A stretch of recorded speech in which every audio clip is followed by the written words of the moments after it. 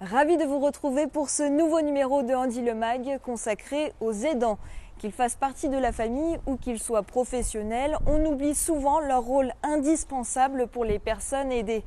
Près de 4 millions de Français sont des aidants qui tentent d'allier vie sociale, vie professionnelle, vie privée avec le soutien d'un proche ne pouvant pas ou ne pouvant plus vivre en totale autonomie.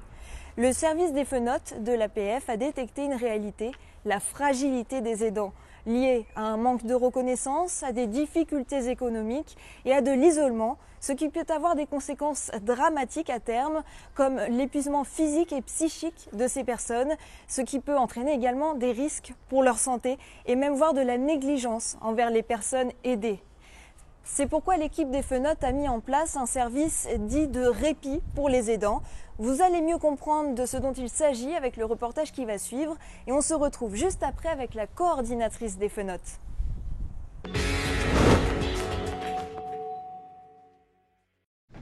Eh bien, à tout à l'heure. À tout à l'heure. Bonne balade. Ouais, merci. Tu viens maintenant ? 2 fois par mois, Mustapha emmène Manon se promener et pendant ces 3 heures de balade, cela permet à sa maman d'avoir un temps dit de répit. J'ai besoin déjà pour moi d'avoir un petit peu de temps de libre dans le week-end. Donc ça me fait 3 heures où je peux soit faire les courses, soit faire un peu de ménage, de me reposer aussi.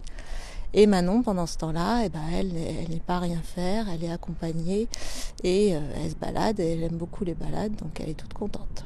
Effectivement, pendant que Nathalie s'affaire au ménage, Manon, elle, s'amuse avec Mustapha au parc de Paris. Est-ce que tu aimes bien faire ces balades? Oui. Tu aimes bien faire la trottinette aussi? Oui. Et les sorties sont variées, promenades, visites, cinéma et bien d'autres encore. Le tout, c'est que pendant 3 heures, Manon soit bien occupée, ça lui propose de la distraction, de sortir un petit peu du milieu familial.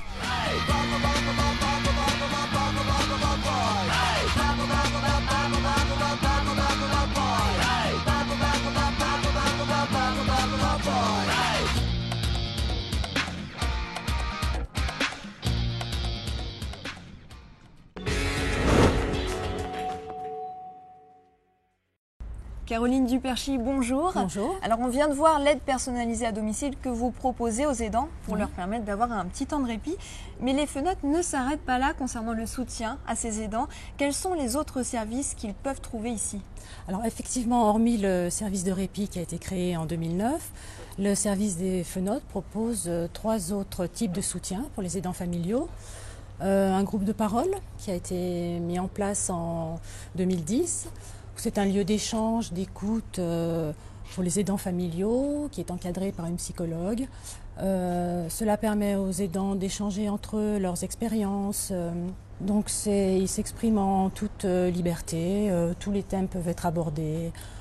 Voilà, c'est un groupe qui se réunit 1 fois par mois pendant environ 1h30, 2 heures. Il y a aussi les formations? Alors oui, bien sûr, il y a les formations également qui existent depuis maintenant un petit peu plus de 2 ans. Où un thème différent est abordé à chaque fois. C'est peut-être des démarches administratives, juridiques. Voilà, c'est une juriste qui intervient et qui va donner des conseils sur, par exemple, comment constituer un dossier de handicap auprès de la NDPH, quelles sont les différentes voies de recours qui peuvent exister en cas de contestation de la décision.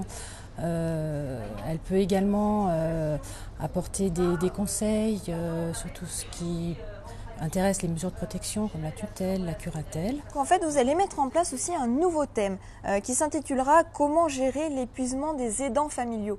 C'est donc qu'il y a vraiment un réel besoin d'écoute et de soutien de la part de ces aidants et qu'il faut vraiment le prendre en compte pour leur bien-être. Effectivement, alors bien sûr la personne aidée a besoin d'un soutien, mais l'aidant a également besoin d'être épaulé. Voilà, parce que son quotidien peut parfois amener à un état d'épuisement. C'est souvent une aide 24 heures sur 24. L'aidant a parfois arrêté de travailler pour s'occuper de son proche de façon permanente. Donc ce nouveau module va effectivement apporter des conseils sur la prévention de cet épuisement, éventuellement comment gérer cet état d'épuisement, avec des conseils pratiques, des types de solutions qui peuvent exister pour justement les aidants arrivent à prendre un petit peu soin d'eux voilà, pour être dans de meilleures conditions, tant physiques que psychiques, pour s'occuper de son proche. Merci beaucoup, Caroline Duperchy. Je vous en prie. Nous tenons quand même à remercier le Conseil général qui nous a soutenus dans notre projet depuis le départ et qui, pour 2012, a accepté que les économies faites par les structures APF du département soient affectées au service des Fenotes. Eh bien, on souhaite une longue vie au service des Fenotes. Je vous remercie. Alors il y a un sujet en France qui est encore bien tabou, c'est celui de la vie affective et sexuelle des personnes en situation de handicap. Il y a une association qui milite pourtant pour l'accès à ce droit en souhaitant la création de services d'accompagnement sexuel. Encore illégal en France et pourtant d'usage dans de nombreux pays d'Europe du Nord, aux États-Unis et même en Israël. L'assistante sexuelle, qui est considérée comme une aidante professionnelle, serait l'une des solutions à l'épanouissement sexuel de ces personnes. C'est ce que nous explique Willy, qui a accepté de nous parler de sa vie intime devant notre caméra.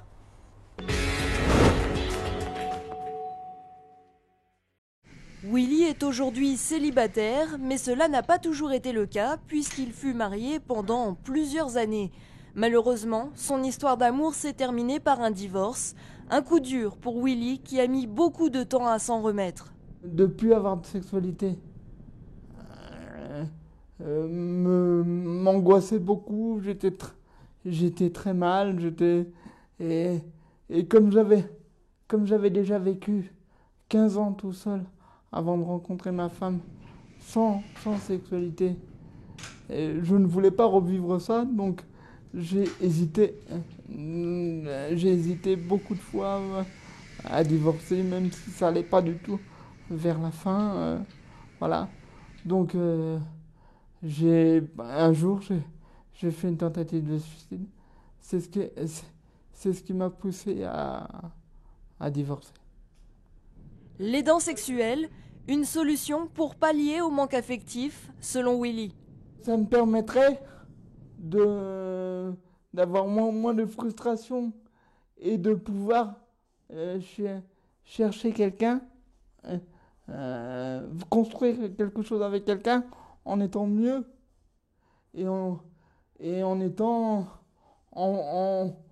pensant moins au sexe, de prendre son temps, de connaître la personne.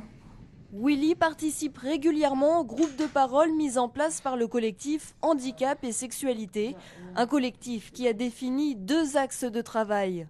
Le premier, c'est la mise en place du centre ressources handicap et sexualité qui a ouvert en janvier à Villeurbanne, dont je suis le chef de mission, qui a pour objectif en fait d'offrir aux personnes en situation de handicap, à leur entourage, leurs partenaires, leurs conjoints, mais aussi aux professionnels des établissements sociaux et médico-sociaux, un espace ressources de documentation, mais aussi un espace de formation pour les équipes, pour pouvoir effectivement sortir des stéréotypes qu'on a tous autour de la vie affective et sexuelle des personnes en situation de handicap.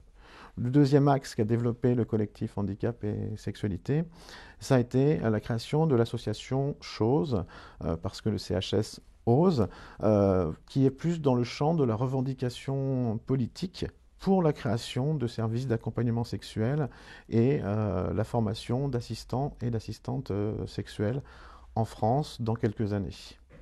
Concernant justement l'évolution de la législation sur l'accompagnement sexuel, un rapport de Jean-François Chaussy, député, sur l'évolution des mentalités et le changement du regard de la société sur les personnes handicapées est paru en novembre 2011. Mais depuis, rien n'a encore changé, campagne électorale oblige. Certains réalisateurs se sont intéressés au sujet, comme Daniel Metsch. Bonjour. Bonjour. Vous avez réalisé un court-métrage qui s'intitule Mon amoureux et qui est diffusé en ce moment derrière nous. C'est d'ailleurs un court-métrage qui a reçu le prix France Télévisions du court-métrage cette année. Présentez-nous tout d'abord ce film. Mon amoureux, c'est une histoire d'amour, hein, comme le titre le laisse penser.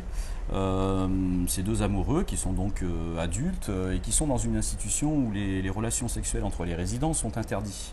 Et donc la petite sœur de la fille les amène en week-end à la campagne pour qu'ils puissent avoir leur première expérience. Et puis bon, tout se passe pas exactement comme prévu, quoi. Qu'est-ce qui vous a poussé vers ce sujet qui est vraiment un sujet encore tabou en France? C'est ce que je disais avant le reportage. C'est une amie éducatrice spécialisée qui justement travaille dans une institution où les relations entre les résidents sont interdites et ça pose tout un tas forcément de soucis. Il y a des résidents qui trouvent des solutions en allant s'enfermer aux toilettes ou on trouve aussi des gens, des familles louent des chambres à l'extérieur. Enfin, c'est toujours des situations un peu compliquées où ils ne peuvent pas vivre leur amour pleinement. Et donc du coup, elle me racontait ça et ça a fait écho en moi aussi à une envie que j'avais d'écrire sur les frères et sœurs. J'ai pas de frères ni de sœurs, mais j'ai toujours été fasciné par le rapport fraternel jusqu'où on peut aller pour un frère ou une sœur. Et les deux se sont mêlés et puis l'histoire est née de ça, quoi. Après, l'intérêt, c'est effectivement aussi d'aborder un sujet qui, justement, le fait de faire une petite fiction là-dessus, j'en parlais avec cette amie, elle me disait c'est intéressant parce qu'on peut la projeter et puis lancer un débat derrière, quoi. Histoire d'en parler pour que ce soit plus forcément tabou, quoi. Alors on va parler maintenant un petit peu de votre actualité. Où est-ce que vous en êtes ? Là, le film circule dans beaucoup de festivals actuellement. Là, il vient de passer au Festival du film Rhône-Alpin il y a quelques jours. J'imagine qu'il va encore faire quelques festivals dans la région, donc n'hésitez pas, si vous avez l'occasion, à aller le voir en salle. Merci beaucoup, Daniel Metsch, d'être venu nous parler de votre film, Mon amoureux. Alors sachez qu'il existe également un autre film, National 7, de Jean-Pierre Sinapi, sorti en 2000, qui s'attarde plus sur le côté assistante sexuelle. On en voit quelques images en ce moment. Et puis je voulais vous présenter également ce livre, Assistante sexuelle et handicap, aux éditions Chroniques sociales de Françoise Vatré et Catherine Act-Dizerens, qui sont sexopédagogues spécialisés. Alors cet ouvrage s'intéresse aux questionnements que l'on se pose sur ce domaine et également apporte des réponses adaptées aux personnes en situation de handicap. Avant de vous quitter, un petit clin d'œil à l'association Malades et Invalides qui recherche un local. Alors si vous pouvez les aider, n'hésitez pas à les contacter le plus rapidement possible. Voilà, le message est passé. Amis du net, n'hésitez pas à revoir l'émission sur tlm.fr et moi je vous retrouve dans un mois pour un nouveau numéro consacré au talent. Mais je ne vous en dis pas plus, histoire de faire durer un petit peu le suspense. À bientôt.